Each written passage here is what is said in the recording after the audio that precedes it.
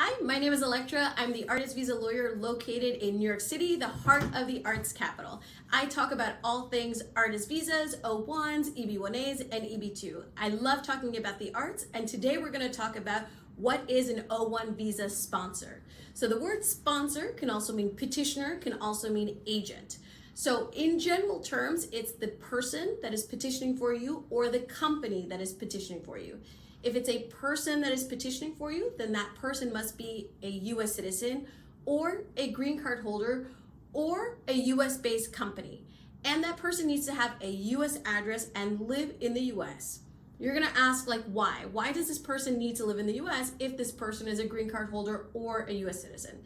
And there's a couple of reasons why. The first reason is because USCIS needs to communicate with them. USCIS only sends mail to the attorney of record, so any attorney representing you, and to the petitioner. USCIS is not going to send you, the beneficiary, any mail. And number two, they need to ensure that that person is actually residing in the US, because if you get somebody from America but that lives in Thailand, that person will not be able to actually petition for you. And the word petition is a synonym for persuade. So this person is a figure that is persuading USCIS to approve your case. If you get a company, then the company also needs to be US based. And it's the same reasoning. Why? Because they need to be able to receive your mail on behalf of USCIS. Now, the question was, what is an O-1 sponsor? And the word sponsor is not typically used. We usually say petitioner. We usually say the person petitioning for you or putting forth the petition to USCIS. Now, I'll give you a bonus question. Is your petitioner your employer?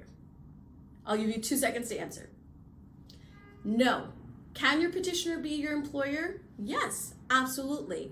But does the petitioner need to be your employer? No. It can be a standalone figure that is not related to any of the work that you do.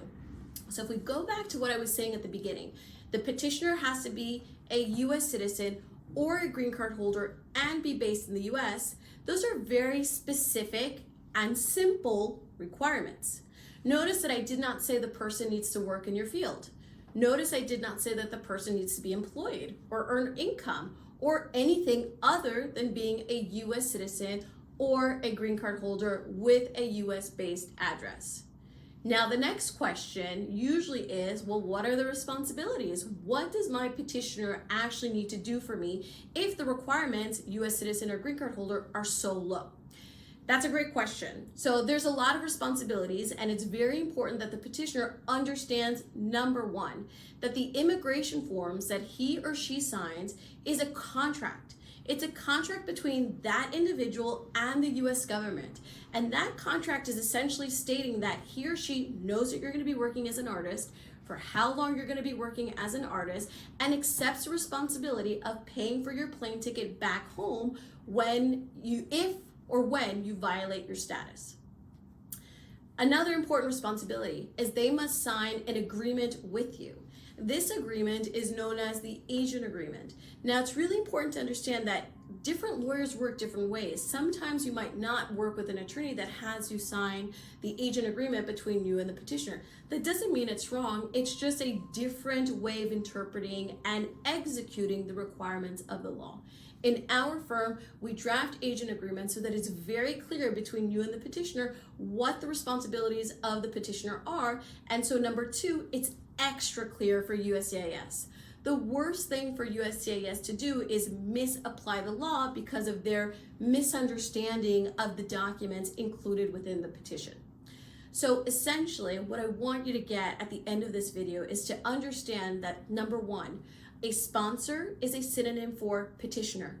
Number two, the sponsor/petitioner can be either an individual or a company. And number three, the petitioner does not necessarily mean he or she is your employer. Can be, but not necessarily. And number four, there are responsibilities associated with serving as a petitioner. The person needs to receive your mail on behalf of USCIS. The person needs to sign the immigration forms, which is a contract between the person and the government. The person needs to sign the agent agreement, which is a contract between you and the petitioner. And number one, the petitioner needs to pay for your plane ticket back home if you violate your status. So that was a lot of information, but I hope that it sheds light on the role of a petitioner, the other terminology that is used, such as sponsor, and also the responsibilities of the petitioner. So I hope that you continue to follow me and you continue to watch our videos on O-1 visas. And if you have any questions or if you want clarification on anything, just send me an email or send me a message and I'm happy to talk about them during the live. Bye, everybody.